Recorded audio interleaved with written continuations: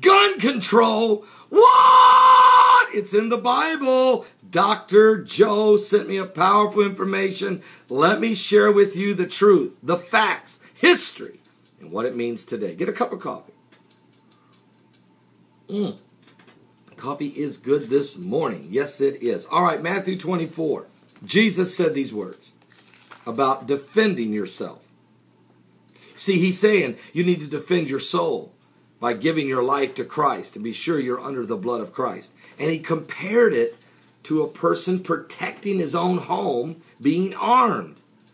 In other words, here's what Jesus said in Matthew 24:43.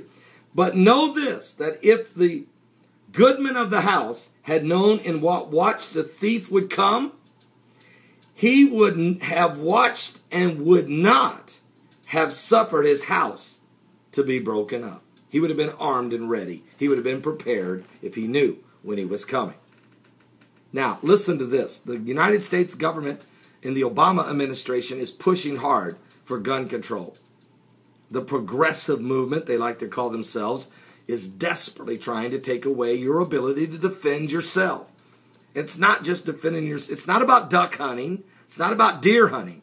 This is about your Second Amendment rights to defend yourself against a tyranny or a totalitarian government or a nation that would try to destroy your very freedoms that you have. Matter of fact, the Second Amendment gives you the right to not only arm yourselves and protect yourselves, but to even form militias if it's necessary. And Congress shall pass no law to infringe upon this very right.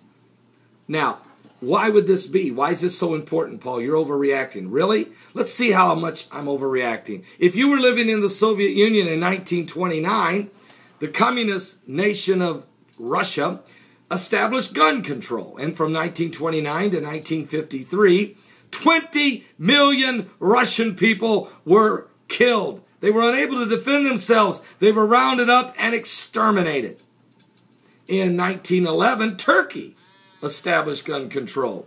And from 1915 to 1917, 1.5 million Armenians were unable to defend themselves, so they were rounded up and exterminated.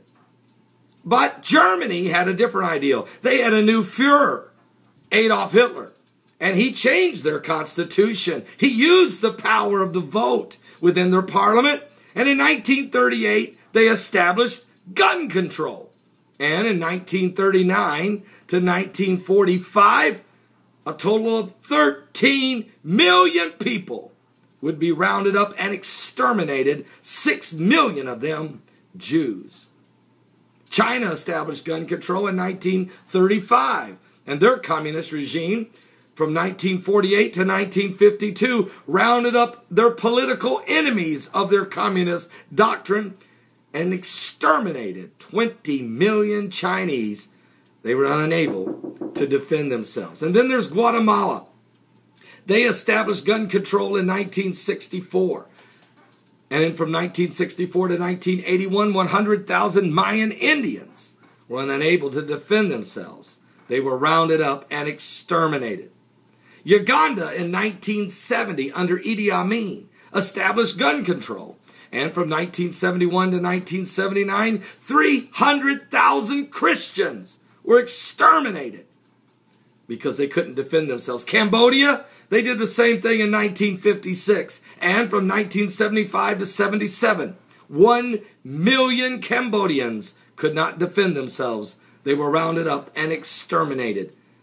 This has been going on and on. I'm not saying America has that as their agenda, but it sure would make it easier for the New World Order to establish a one world government if the American public could be disarmed.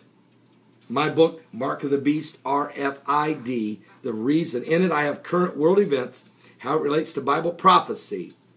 And the main reason America is so difficult for the New World Order to deal with in this book is because they have the ability to bear arms, form militias, and to stand with their rights. Now, you need to give your life to Jesus Christ because what I'm doing is sharing with you history. And if we don't learn from history, Abraham Lincoln said, we're destined to relive it. Give your life to Jesus Christ.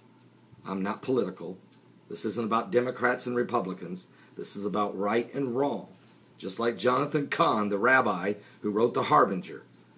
We're not playing games. It's time America repents and stands on the Word of God. God bless you.